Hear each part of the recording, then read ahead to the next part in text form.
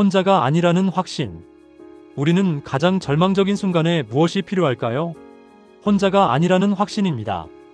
누군가 우리 곁에 있다는 것, 누군가 우리를 이해한다는 것, 누군가 우리를 버리지 않는다는 것. 이것이 우리를 살리는 힘입니다. 오늘 우리가 살펴볼 이야기는 바로 이것입니다. 그것은 겟세마네 동산에서 일어난 일입니다. 6월절의 밝은 달이 하늘에서 빛나고 있습니다. 예루살렘은 조용합니다.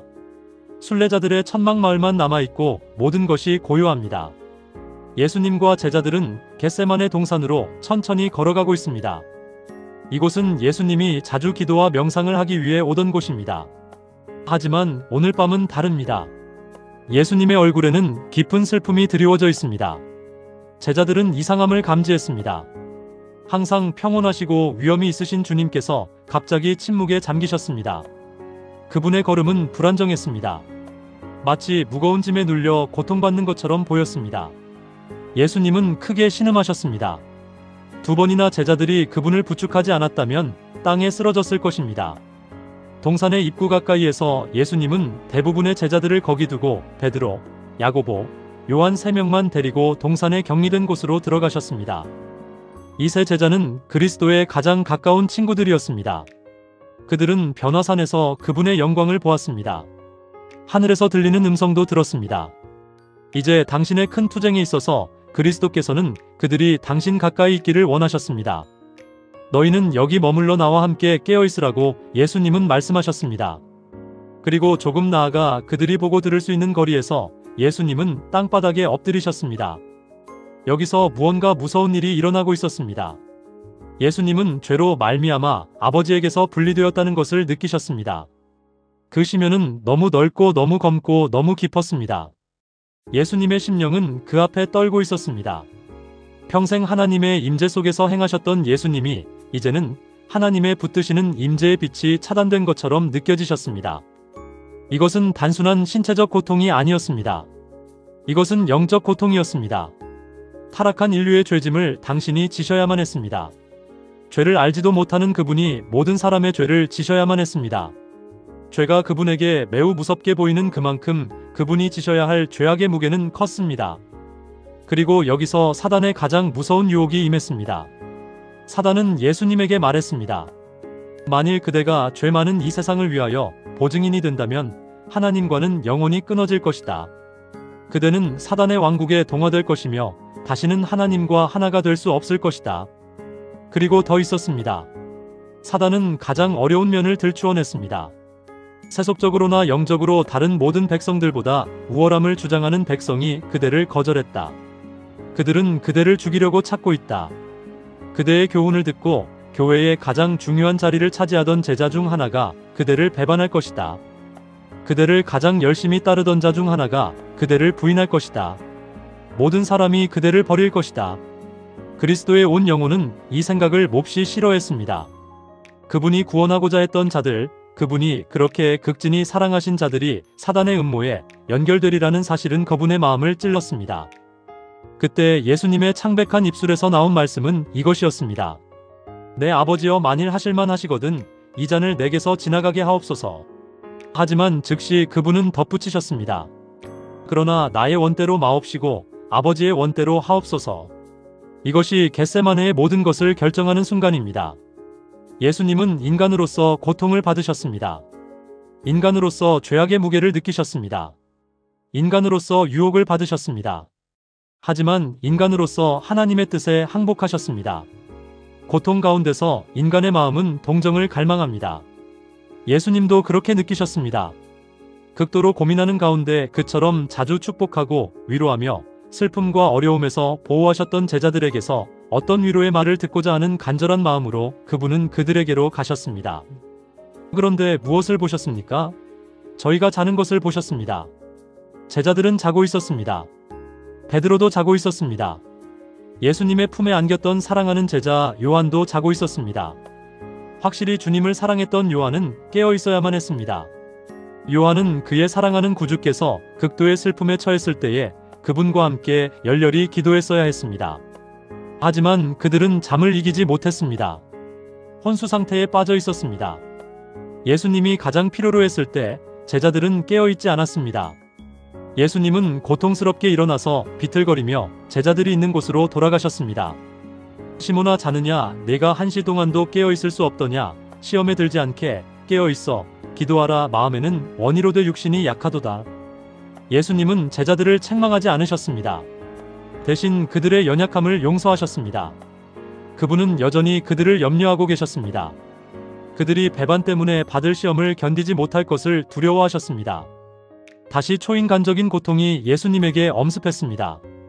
그분은 기진맥진하여 다시 기도하시던 곳으로 비틀거리며 돌아가셨습니다. 그분의 고통은 전보다 더욱 격심했습니다. 마음의 고민이 그분에게 이르렀을 때 땀이 땅에 떨어지는 핏방울 같이 되었습니다. 삼나무와 종려나무들은 예수님의 고통을 고요히 지켜보고 있었습니다. 잎이 무성한 가지들에서 진한 이슬이 내려 고통하시는 예수 그리스도 위에 떨어졌습니다. 마치 대자연이 창조주의 고통을 함께 우는 것 같았습니다.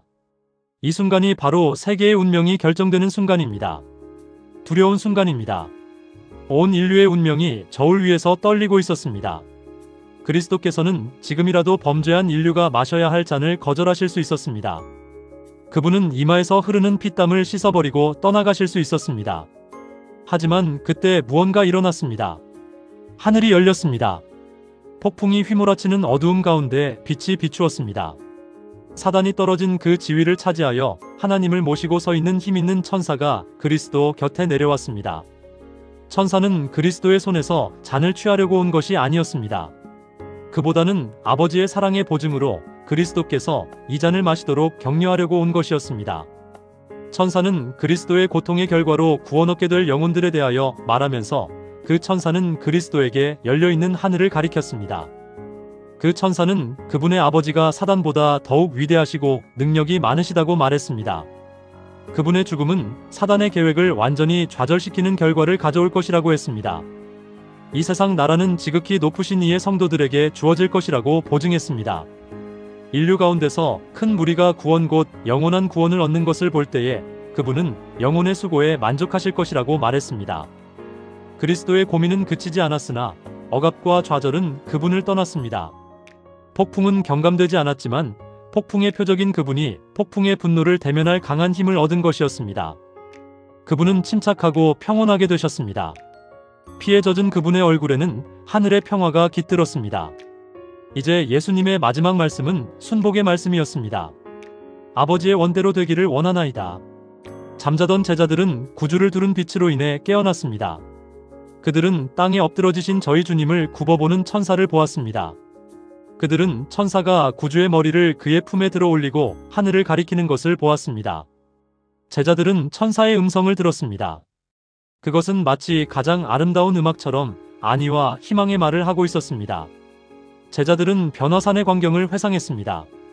이제 그와 같은 영광이 다시 나타났습니다. 그들은 주님을 위하여 더 이상 염려할 필요가 없었습니다. 그분은 하나님의 돌보심 아래 있었습니다.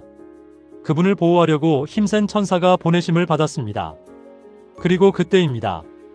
예수님은 제자들의 음성을 들었습니다. 제자들이 여전히 자고 있는 것을 다시 보셨습니다. 슬픔으로 그들을 바라보시면서 예수님은 말씀하셨습니다. 이제는 자고 쉬라 보라 때가 가까웠으니 인자가 죄인의 손에 팔리우느니라. 바로 이 말씀을 하셨을 때에 예수님은 당신을 찾는 폭도들의 발걸음 소리를 들었습니다. 그분은 일어나라 함께 가자 보라 나를 파는 자가 가까이 왔느니라고 말씀하셨습니다. 예수께서 당신을 판 자를 만나기 위하여 걸어가실 때에 조금 전까지 고민하시던 흔적은 이제 찾아볼 수가 없었습니다. 그분의 제자들보다 앞서 가시며 너희가 누구를 찾느냐고 말씀하셨습니다.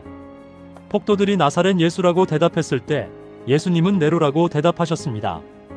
이 말씀을 하실 때에 거룩한 빛이 구주의 얼굴을 비추고 비둘기 같은 모양이 그분을 가리웠습니다. 이 거룩한 영광이 나타날 때에 살기등등한 군중들은 견뎌낼 수 없었습니다. 그들은 비틀거리며 물러섰습니다. 제사장들, 장로들, 군사들, 그리고 유다까지도 죽은 사람들처럼 땅에 엎드러졌습니다. 천사는 물러가고 빛은 사라졌습니다. 하지만 예수님은 도망하실 수 있는 기회가 있으셨음에도 조용하고 침착하게 남아 계셨습니다. 이것이 겟세마네입니다. 이것이 우리를 위한 투쟁입니다.